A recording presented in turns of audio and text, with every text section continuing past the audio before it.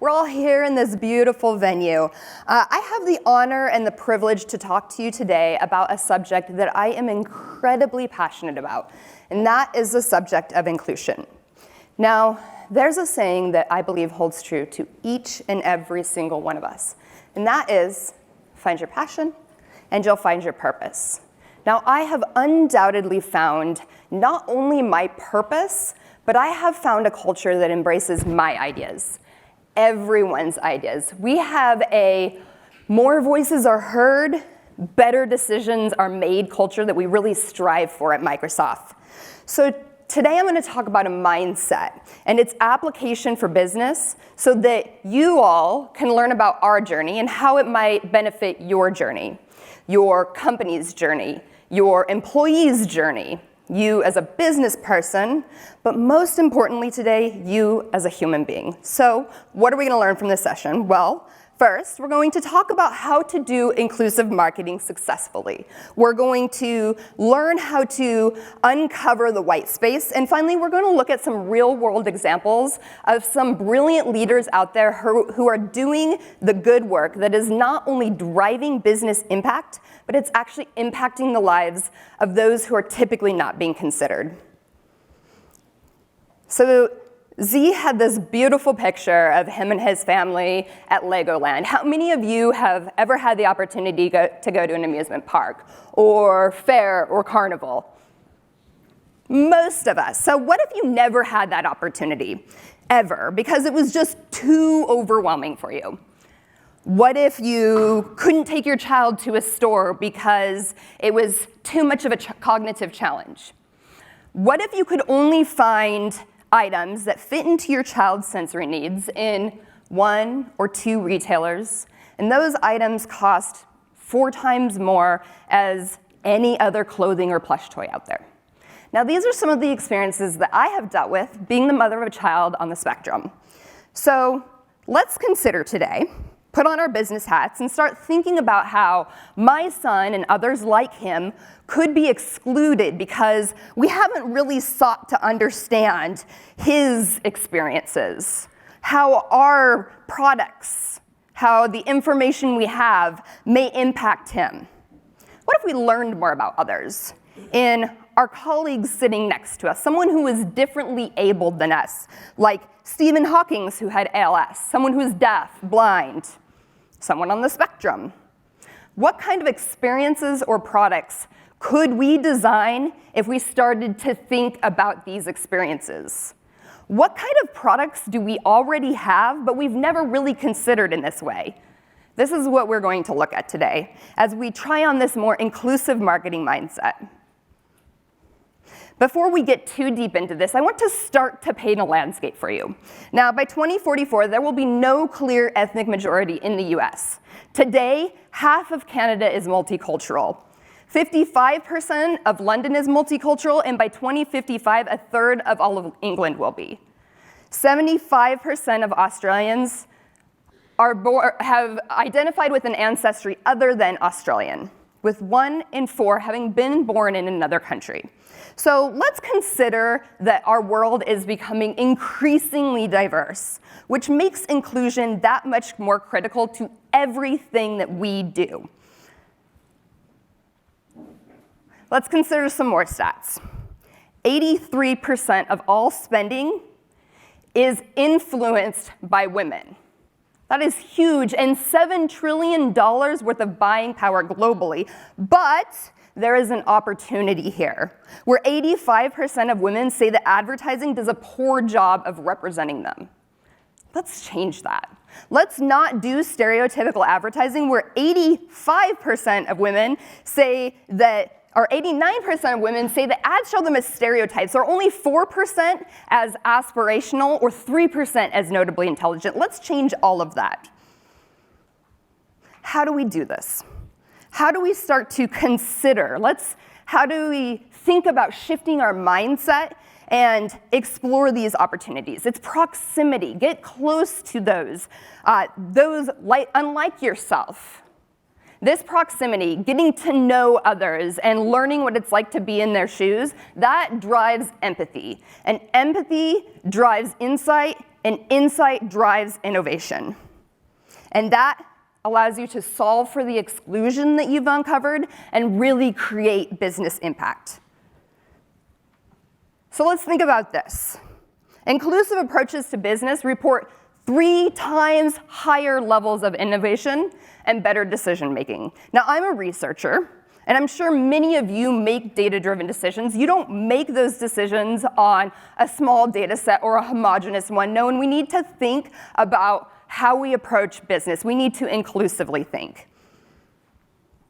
Now, I want to share an example from us at Microsoft. Now, this is a beautiful example of inclusive marketing and how we can really bring this to life. A group of Microsoft employees had deliberate curiosity.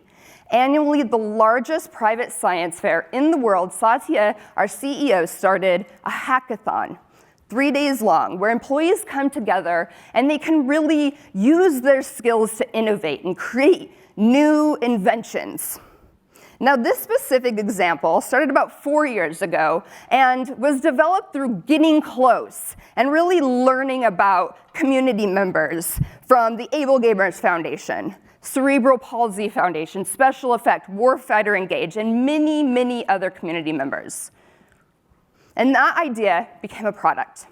The adaptive controller, shown in the bottom right, was released to the public this past September. Now, feedback from these groups was directly involved in the creation of this product. Now, as you can see, it has a similar aesthetic as the regular controller, but because no one person's ability or disability is the same, it offers so much more functionality. It has ports along the back where you can connect any 3.5 millimeter jack. So you can connect triggers, buttons, pedals. The interesting thing here, though, is that it was designed for those with disabilities to be able to game, but now they're using it for computing. So it's opening doors that were previously closed to this audience. Now, the Xbox team did not want to stop there. They didn't want to stop with the inclusively designed product. So they thought, how can we ensure that this audience has the joy of being able to open the product on their own? Now, how many of us get a new product and we're trying to open it? We have scissors, we have knives, we have everything under the sun trying to rip into that, and we almost damage the very product because the packaging is so frustrating. But not this packaging. With an easy-to-grasp loop, this just falls open. Now, I want you to consider this design principle. Design for one, and you design for all. Or inclusivity for one is accessibility for all. Now, you see, anybody would want packaging like this. Our CMO said, all of our marketing should be inclusive marketing. And all of our touch points should be inclusive, because inclusion fuels growth. But what does this actually mean? Well, we started with the inclusive product, the adaptive controller. Now, this is a demonstration where inclusive culture and thinking gives rise to the inclusive product. And that gave us the ability to execute on inclusive marketing. This commercial here, which aired this past Super Bowl.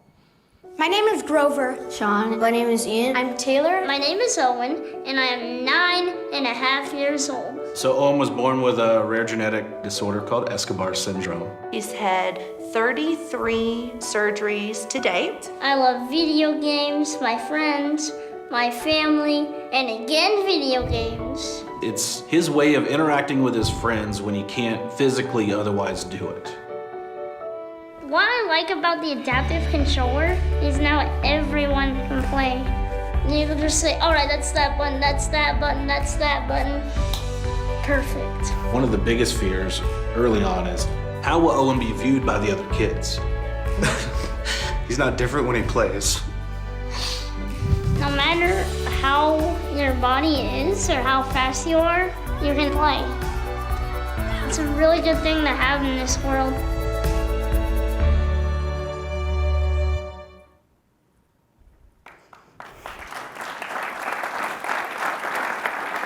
Now, This is a beautiful demonstration of inclusive marketing at work. But what is inclusive marketing actually? Well, inclusive marketing are products, services, or experiences that reach people in ways that deeply resonate and afterwards remains an indelible experience that fuels long-term loyalty and growth. So this is the heart of inclusive marketing, but how do we actually make that happen? Well, we make it happen by highlighting or solving for an aspect of diversity that then resonates with all of us by highlighting a common value like love, family, safety, opportunity, enduring stories of struggle. Now, as you think about this definition, I want you to consider a way that we can all easily activate on inclusive marketing. Now, this is a concept that came from a team that was formed in Microsoft about 4 years ago, the Inclusive Design Team. Now, consider this. There are people who are born with permanent disabilities, but every year there are people who suffer from temporary or situational impairments. So, there are 26,000 people who lose an appendage each year. But there are also 13 million people who suffer from a temporary impairment. So think broken leg, torn rotator cuff. In addition to that, there are 8 million people who suffer from a situational impairment, like holding a baby, which reduces your ability to use one hand. So that leaves us with 21 million people who suffer from some sort of situational or temporary impairment. So a permanent solution for those permanently disabled may actually apply to those and help those in their times of need. Pretty awakening. So let's consider the number of people who are actually excluded when we don't think about accessibility. There are 1.2 billion people in the world who suffer from a disability, 10% of which actually have access to the products or services they need. 1 in 5 in the US are living with a disability, 1 in 4 in Europe. That equates to $7 trillion worth of global buying power. An opportunity that only 29% of marketers actually say that they focus on. Let's change that and look at some examples of retail businesses who have made accessibility a priority. It's not just us. There are industry signals everywhere. Tommy Hilfiger, Toyota, Jockey. There are retailers who are beginning to consider how not to exclude. Tommy Hilfiger Adaptive is an entire clothing line that was launched with magnetic buttons, zippers that you can pull with one hand, padded jeans for those who have to sit for hours in a wheelchair. There's also a documentary that you can check out online of how the commercial was made. It was made by someone who was blind, and every single person in that ad was not an actor, but real people living with disabilities. This is completely authentic.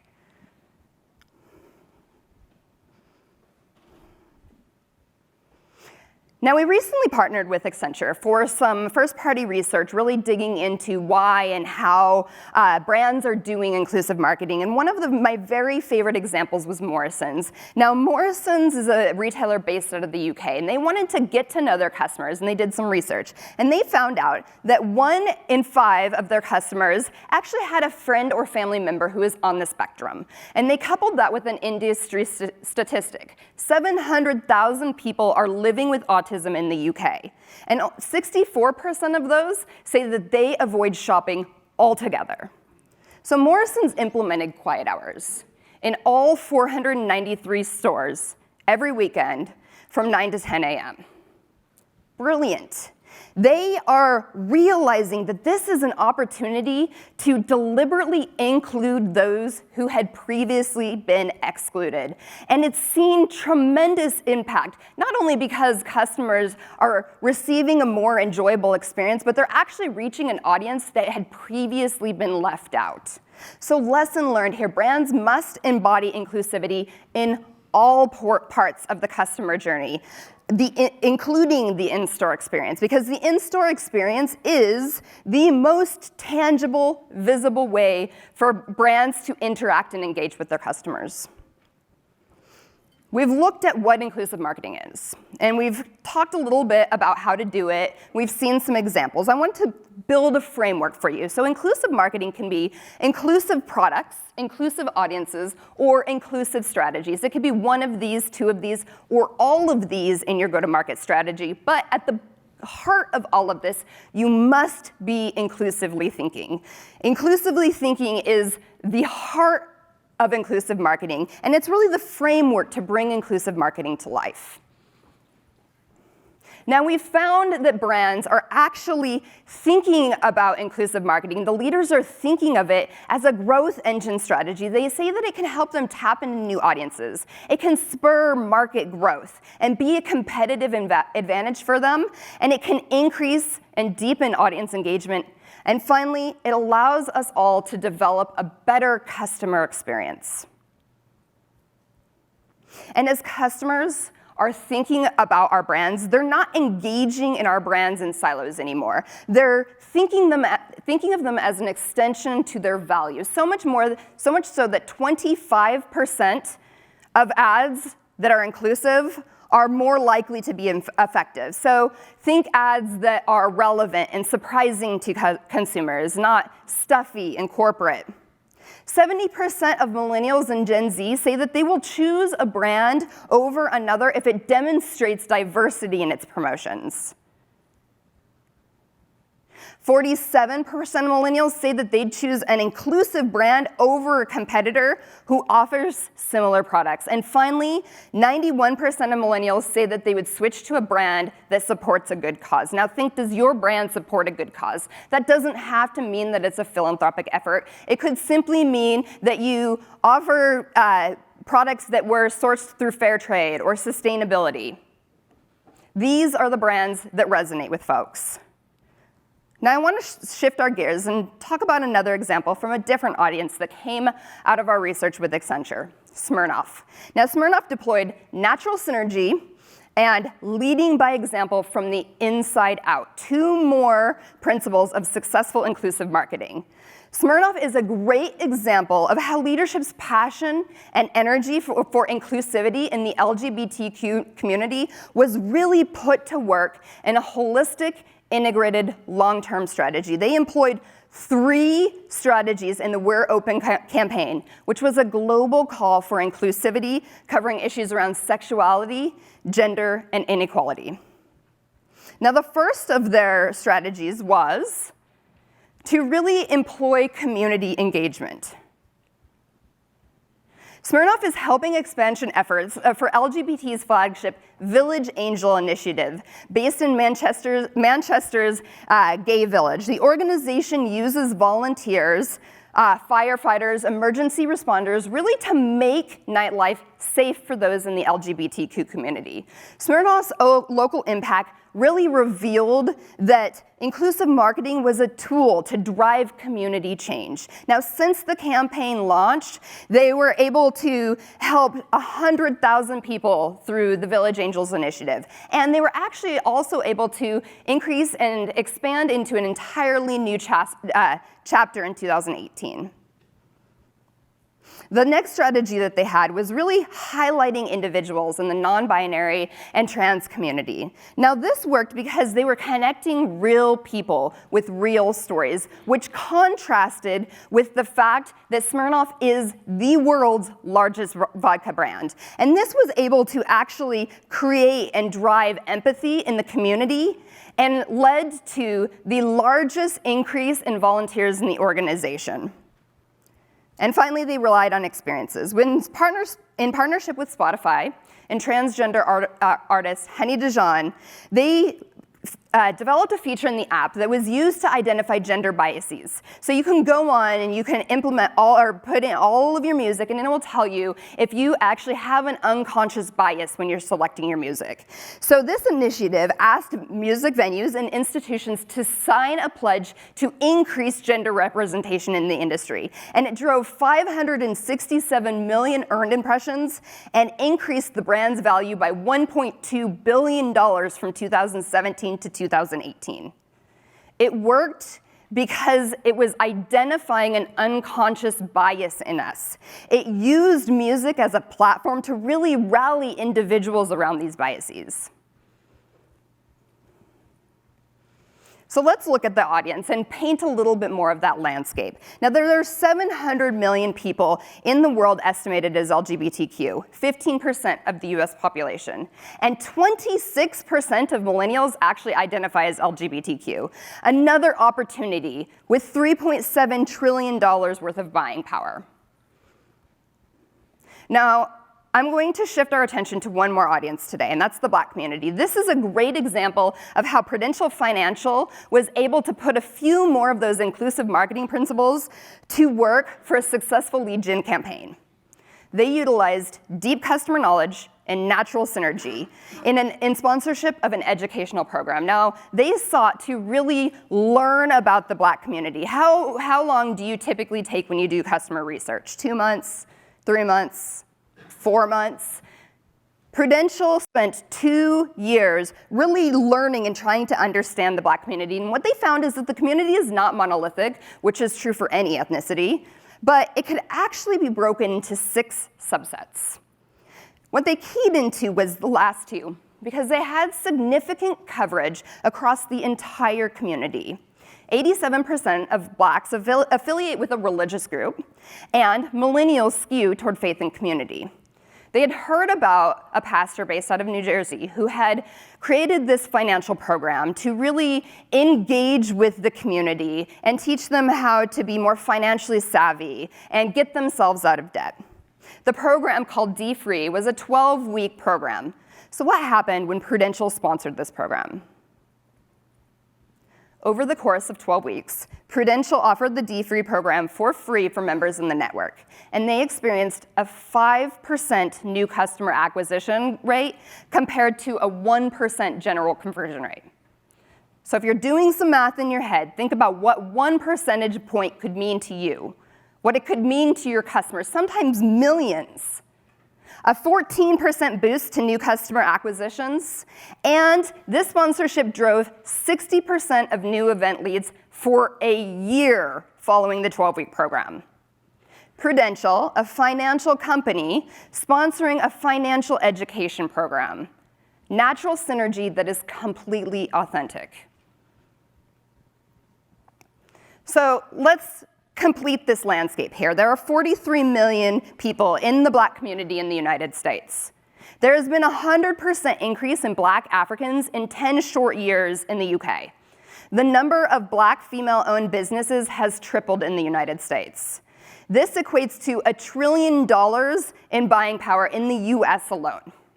There's definitely opportunity here, and no one has done a better job of recognizing the value in this community like Rihanna. Deep customer knowledge and authenticity. Fenty Beauty is a beautiful demonstration of a product that is naturally inclusive because it was designed to meet the needs of a group that was being excluded. Now, before the launch of Fenty, makeup companies created at most 15 shades of foundation, with as few as 3 for dark-skinned individuals. Finding the right shade of foundation can be a challenge for anyone, but what if there is no right shade for you, that you were not even a consideration for brands? This is what Fenty sought to conquer, the widespread exclusion in the makeup industry.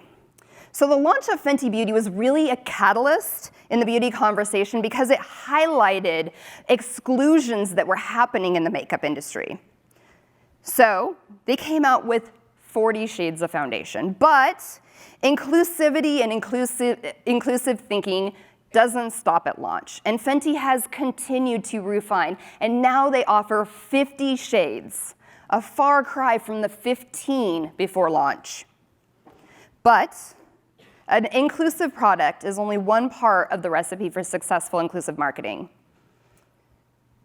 Fenty created a viral sensation through authentic storytelling, highlighting its inclusive nature. First, Fenty showed that they were not just another brand with a celebrity face attached. Rihanna was able to establish credibility with her fans because she got in deep, and she attended beauty shows. She shared product reviews and tutorials. Secondly, they highlighted the most important part of their brand, the customers. Through social media, Fenty really highlighted stories and product reviews from customers and influencers to connect with that diverse range of personalities. And then finally, they created strong community engagement that really tapped into what the makeup industry is all about. For a lot of people, it's an outlet for their creativity and their individuality. Hashtag Fenty Face Friday provided an avenue for customers to really express their individuality while highlighting the diverse and inclusive range of Fenty's products. So has anyone ever heard of the book Contagious Content? Now, one of the ways that that book really talks about getting a large reach in a campaign is creating share-worthy content, and Fenty Face Friday took off. The impact has been incredible. In the first month of launching, Fenty earned $72 million in earned media, 132 million views of Fenty-related content on YouTube. And how much revenue do you think was generated within the first 40 days of launch? $100 million within the first 40 days. And after a year of launch, $500 million in the first year. Incredibly impressive, but while all those stats are really impressive, what is more lasting is the fact that they are creating lasting emotional connections. This is powerful. This is what inclusive marketing is all about. Some are finding their shade of foundation for the first time, getting emotional at the counter. That's something I will never get over. They're not getting emotional at the counter because they're buying makeup. They're getting emotional at the counter because for the first time, they're feeling included instead of excluded.